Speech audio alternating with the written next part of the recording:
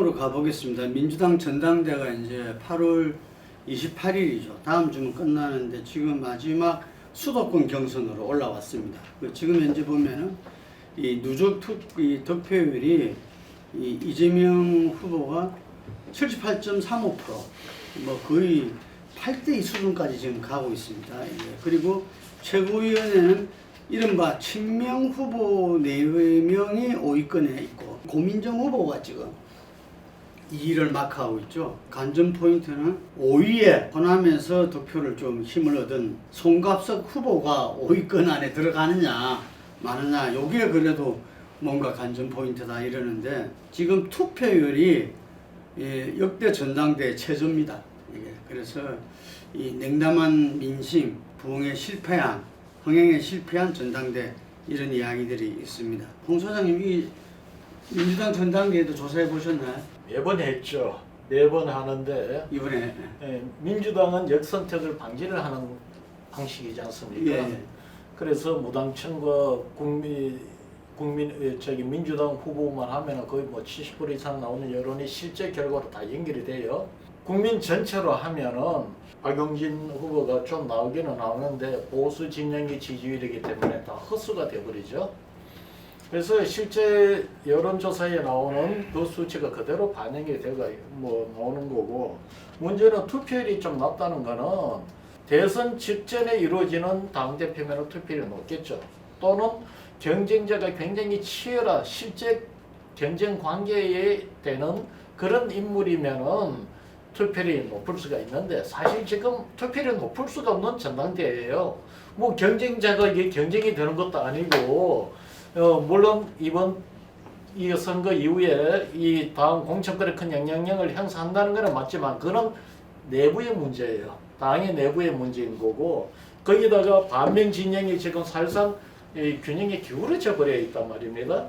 그러다 보니까 이거는 뭐 지금 투표율이 낮게 나올 수밖에 없는 거고, 그래서 뭐 어대명이라는 지금 어떻게 보면 비아냥이죠. 그런 지금 선거판으로 가고 있는 뭐 이런 형국입니다. 이거는. 차 교수님, 지금 예. 민주당 전당대 예. 어떻습니까? 좀 관심이 좀 저조하죠. 저조하죠. 뭐 사실 뭐 우리 같은 뭐 이런 정치적으로 이렇게 논평하는 사람들 말고는 일반 시중에서 이 민주당 전당대회를 이렇게 화제에 올린 사람들은 거의 없거든요. 사실 그렇기 때문에 그들만의 리그, 그들만의 잔치로 지금 벌어지고 있는 상황인데, 제가 봤을 때는 뭐 좀 이렇게, 그러니까 그럴 수밖에 없는 이유가 아까 말씀하신 것처럼 너무 한쪽으로 지금 구도 자체가 기울어져 있다. 뭐 그런 측면도 있고, 또 하나는 지금 민주당이 이번 전당대회를 통해서 새로운 하나의 혁신과 비전보다는 일종의 뭐 이재명의 민주당을 위한 하나의 전초를 다지기 위한 무슨 정치적 이벤트처럼 보이는 부분도 저는 크게 작용하고 있다는 생각이 듭니다. 실제 지금 이렇게 이 구도 자체가 기울어질 수밖에 없는 것은, 아무래도 지금 대선이 끝난 지 불과 한 5개월밖에 안 됐잖아요. 그때 사실은 뭐 어쨌든 이재명 당시 후보가 우리나라 이 지금 대통령 선거 역사상 가장 많은 득표를 하고 떨어진, 그것도 0.73% 득표를 한 그러한 측면이 있기 때문에 대선 후보의 프리미엄을 그대로 갖고 갈 수밖에 없는 거잖아요. 그렇기 때문에 상당히 높은 지지율을 놓을 수밖에 없는 거고, 문제는 여기에 반해서 지금 대항마로 거론되었던 97그룹들이 사실은 어떻게 보면 비전과 뭐랄까요, 그런 이 지금 시대 정신을 갖고 지금 도전한다기보다는 반 이재명 단일 라인 뭐 이런 식으로 이야기를 하면서, 사실은 야당에서의 그런 그 뭡니까 이 특정인에 대한 반대, 이런 부분들이 야당 지지층 입장에서는 지금 무엇이 죽는디 이런 생각을 할 수밖에 없는 것이고, 또 하나는 지금 결국 남은 사람은 박용진 후보인데, 박용진 후보가 상당히 혁신적인 목소리를 많이 내긴 하지만 저는 메시지 관리도 좀 많이 실패를 하고 있다. 어떻게 보면 지금 이번 전당대회를 통해서 박용진의 이미지 자체가 최소한 야당 지지층 내에는 약간 정치적 딴지만 걸려고 하는 약간 좀 밉상 이미지처럼 고착화 된 측면, 그런 것들도 상당히 작용하고 있다. 또 하나 여기에 간과해서 안 될 부분이 앞서 말씀하신 대로 지금 호남을 비롯해서 전반적으로 지금 투표율이 낮잖아요. 낮은 이유는 뭐 앞서 뭐 기울어지는 능력이라는 측면도 있지만, 문제는 이재명 후보의 이 지난번 셀프 공천에 의해서 보궐선거 나갔던 거, 그리고 이번 전당대회에 출마한 거, 이런 부분들이 그 상당히 그러니까 지금 야당 지지층 입장에서 봤을 때는 이 대선과 지방선거를 패배하고 난 뒤의 반성과 혁신을 하는 모습이 아니다. 일종의 침묵의 해초리. 지난번 지방선거 때 강주에서 37%라는 최저 득표율이 나왔던 그때의 그런 유권자들 마인드하고 저는 상당히 달라 있지 않나? 그렇다고 한다면 이재명이 민주당이 된다고 하더라도 그네들끼리 또 뭉칠 수는 있다 하더라도 그것이 확장성을 갖고 상당한 국민적 목소리를 담아가기는 쉽지 않겠다는 생각입니다. 그 황 소장님, 그 이재명 당대표가 여대 명을 넣으면서 이제 확대명인데 그 어떻게 보십니까? 이재명 당대표 저는요. 앞날에 대해서. 과거에 저는 잘 안 될 거라고 봅니다. 네. 지금 굉장히 순탄하게 가고 대선 후보까지 순탄하게 갈 건데요. 앞으로 나중에 대선 마지막에 후보까지 간다는 차라리 겁니까? 이재명이 대선 후보가 될 바야 지금 속을 감추고 있는 민주당 다수가요 여권하고 같이 개헌으로 돌아버릴 거라고 저는 보고 있습니다. 이게 총선까지는 간다는 겁니까? 그러니까 지금 현재 문 정권의 상황을 보면 총선 전에 개헌 합의가 이루어질 가능성이 저는 개헌을 반대하는 사람이지만 매우 커지고 있어요.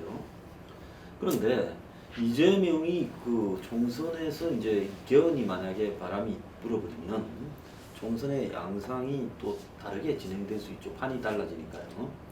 그래서 이재명이 지금 가고 있는 끝발은 제가 봤을 때 이게 장애 요인이 있다고 보고요. 또 검찰에 지금 수사하는 부분에서 만약에 이건 제 가정이에요.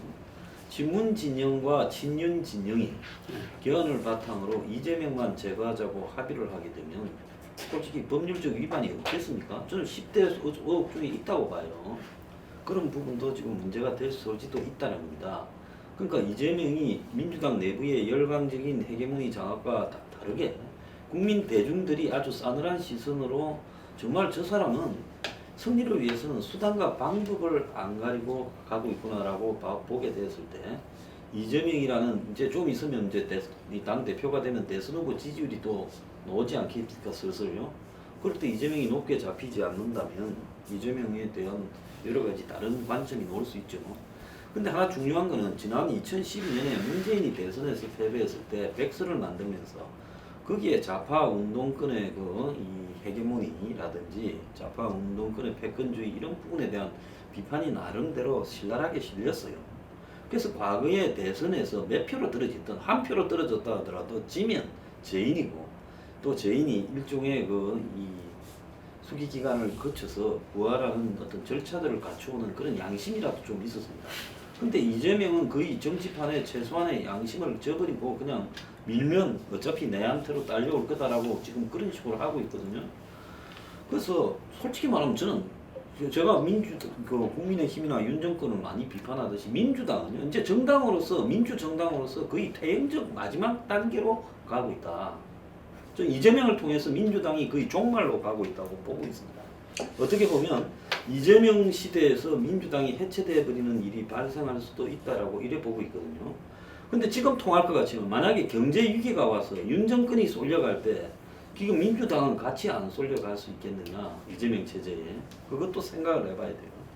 그래서 거의 국민적 혐오의 극단을 가지고 가고 있다는 거고 그 다음에 지금까지 왔던 8.6으로 대표되는 그 운동권의 이런 행태들 이번에 보면요 어디에 민주당이 과거에 지금 문정권에 대해서 반성하겠다라는 시각이 하나 나오고 있습니까? 다 잘했어요. 굉장히 잘못한 게 많지요. 진보도 아니었고 개혁 진영도 아니었죠.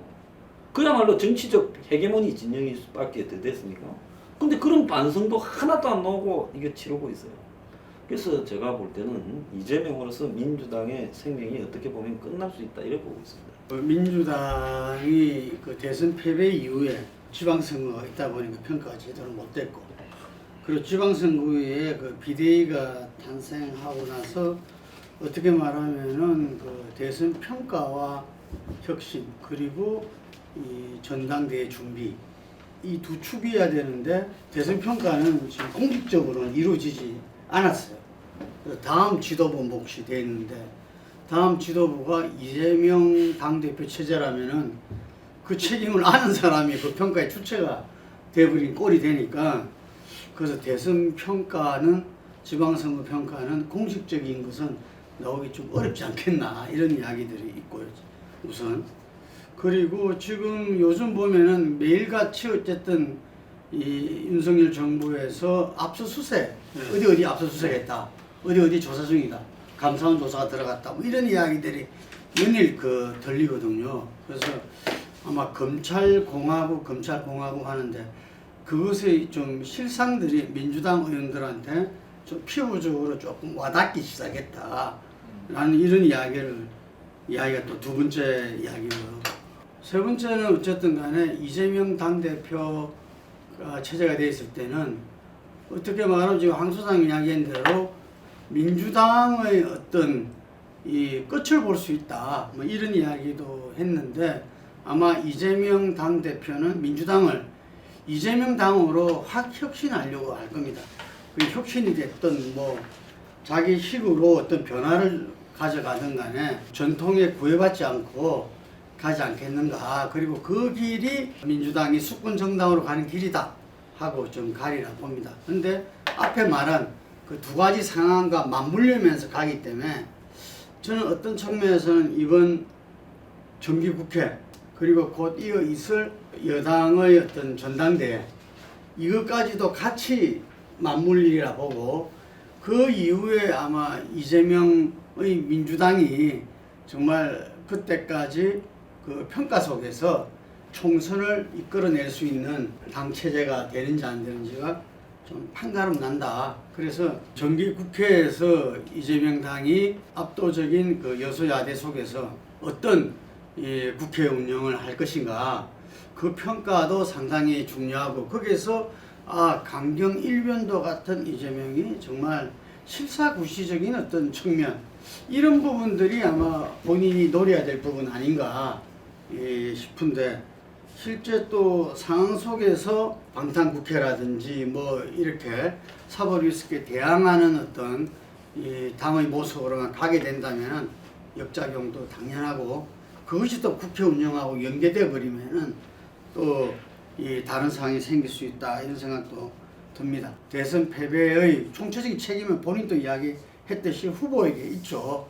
그 후보에게 있는데 그 후보가 당 대표가 되고 나서 무리하게 온 겁니다. 온갖 반대 속에서 당 대표가 됐을 때 요 한 6개월 정도의 평가가 당 대표 임기는 2년인데 저는 6개월 정도 평가가 본인의 그런 당 대표로서 민주당을 이끌 수 있을지 말지가 결정된다 이렇게 보여집니다.